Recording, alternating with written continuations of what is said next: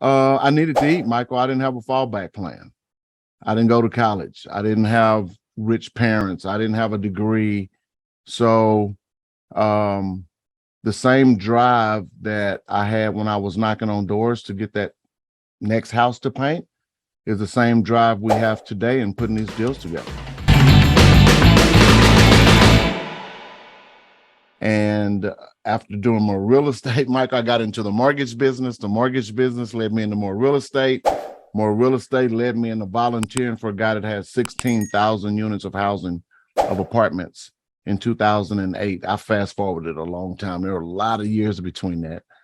But I think the biggest breakthrough, Michael, came from supporting somebody else's dream. I wanted to go learn from my friend. He had 16,000 units. He welcomed me in, and he gave me everything that I needed for that season of my life to be where I am today. So it's been really good. Yeah, mentors are absolutely key. They are key. The biggest question normally is how do you get, how do you find them? How do you talk to them? How do you get them to take you under wing? Because it's unusual. It is. Someone with 16,000 units say, "Hey, Alvin, yeah, okay, sure. Yeah, come on in. Come on in. Let's take up my valuable time." How did it come about? I think he really just liked me. He was really that kind of guy with everybody. But I'll tell you, I met him from an appraiser friend of mine, Michael, and I called him, and he met me in Dallas. He flew in town. I didn't know he was on his own plane at that time. This guy walked into the room and almost sucked the air out of the room. He was good looking like you are. And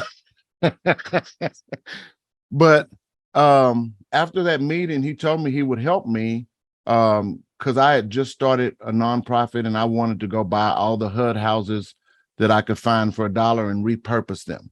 He said, "Alvin, that's cute, but I'll help you." So for 3 weeks, I called him and he gave me assignments and I did them. They were wrong, but I did them. And then he quit answering my call. So I called him every week. I either called, text, or emailed him every week for a year. So literally on the 53rd week, he picked up the phone and said, "Alvin Johnson, I'm so tired of you calling me.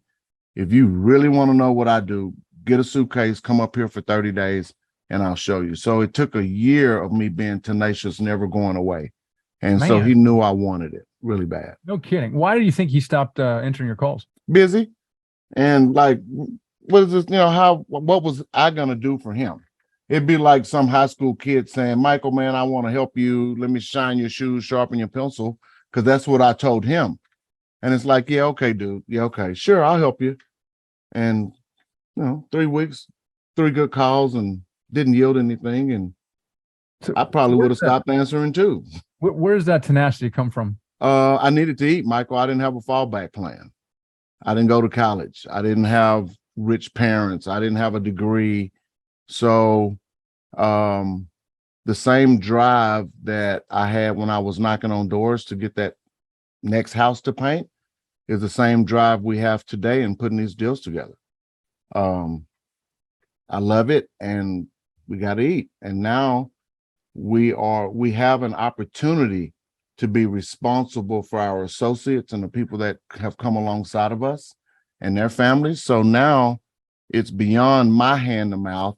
It's what we get to do out in the community and help other people. So, I mean, you were pretty motivated at the time. I mean, you were obviously, if it took you a year to get this guy to respond to you, you must have done something to eat during this time. And I hear what you're saying, but I think the trouble a lot of times is, sometimes our life ain't so bad, right? We have, pretty good jobs that we probably hate, with pretty good health, pretty good family, pretty nice house. And so if someone is not in that situation, how do they develop that tenacity? Because, I mean, my observation is that it's key in almost anything you do in life. Right. You need persistence, and tenacity. But, you were really driven because you had no other choice, really. But Correct. Some people do have other choices, but that doesn't mean they can actually really change anything in their lives if they're not tenacious enough. So how can people develop that hunger? I think, in my opinion, Michael, I think when we figure out what our why is, when that why becomes big enough, it doesn't matter. My why was I did not have a choice. I had to eat. I had to, and I've been in the mortgage business since 1996. So I went through the mortgage. Well, I went through it as a contractor in 89, 90. when I couldn't buy any work. And in the late 90s, I was a mortgage lender. So you know what happened then. 2007, 2008, another mortgage situation. And I got tired of that. And I knew that this guy had something for me. So my why was, man, I need to do something big. I really believe God put something big on the inside of me, which is why I wanted to do those HUD houses and do them all across the country. And so what Steve did, he opened my eyes to a greater opportunity to be able to fill a bigger need for more people by doing the same amount of work.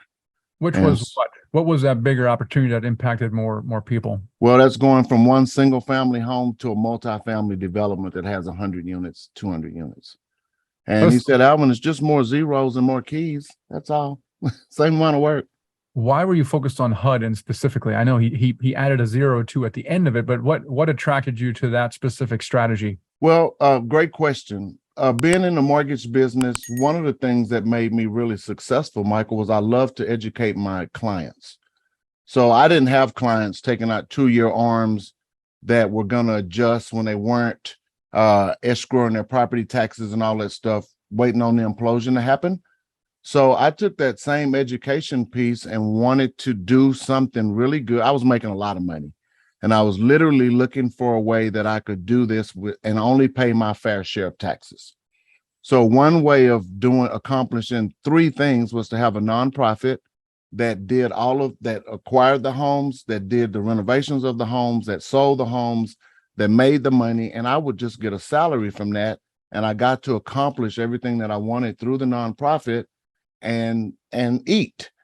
And so what Steve showed me was that, Alvin, we do the exact same thing. Our nonprofit owns 16,000 units of apartments.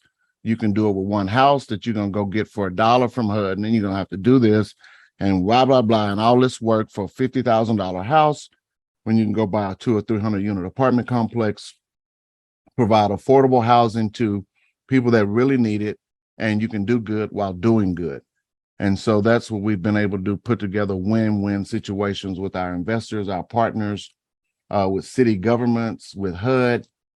We've turned around some really, really bad neighborhoods in Dallas and over in Louisiana. And now we've transitioned from having housing that where people had to live, Michael, because the only reason they lived there was that was all they had, to a place where people get to live now, because now it's a place where they have to apply to live here, and more people want to live here, and we don't allow that type of living there. So we're doing that on the affordable side and really making a big impact. And then with the new developments we're doing, we're looking at the sustainability. So I looked at, owning these older apartments, the things that we had to replace every 5, 8, 10 years. And why do we have to replace it? Why is the plumbing bad? Why is there mold in the walls? Why is this happening? And how can we build these bigger, faster, and stronger? And I started doing some homework about 3 or 4 years ago and found a process called structurally insulated panels. It's been around 30 or 40 years. HUD has approved it for agency financing about 2 years ago. And so our journey now will be 20,000 units in 5 years of these high performance buildings made out of structurally insulated panels. And we've got our first 600 units started right now in Princeton, Texas, and then Kaukauna, Wisconsin. So 2 polar different sides of the spectrum, but that's what we're doing. And the sustainability, we think that, well, we're in a massive heat wave right now. Imagine living in an apartment or a home where you knew that your light bill would not change. A refrigerator, this is a cool part. A refrigerator will keep your water at 33 degrees. It doesn't matter if it's in the Sahara Desert or if it's in Alaska, right? That's the same process that our apartments made out of the structurally insulated panels have. Doesn't care where it is, Sahara Desert or Alaska, it will keep your units the same temperature. And so that way we get to do them economically friendly. We could put solar panels on the roof and make them zero energy. So it's really a great benefit for everybody involved. I've actually seen this before, by the way. So I know what you're talking about, and it's really cool. You step inside and it keeps things pretty cool. I wanted to back up a second. So, you're one of the unique people out there that has discovered how to build something from the dirt. So actually developing something new. And I'm just curious, how did you get educated enough on that particular topic and part in multifamily real estate to get to the point where you are now? Because it seems like there's less potential resources out there to get up to speed on that kind of stuff. That's a good question, Garrett. Well, I've had a lot of years in real estate. My first 10 years were in construction around painting. So when you know how to paint really well, that means you know how to finish. So you know how I'm not a framer, but I know what it's supposed to look like. So as I got in more into real estate, I started having to hire more contractors. So I became a contractor. I'm a licensed GC now in 9 states, and I had to do that to run the construction business. So having the lending experience from the mortgage company, having the construction experience from 30 plus years in real estate and a lot of it in construction, I don't know, I just woke up and said, man, I can't compete with Michael and all these guys that are going out here buying up all the developments. I have to be different. And so the biggest thing, Garrett, is how are we different in a crowded room of people doing the same thing? What makes you stand out?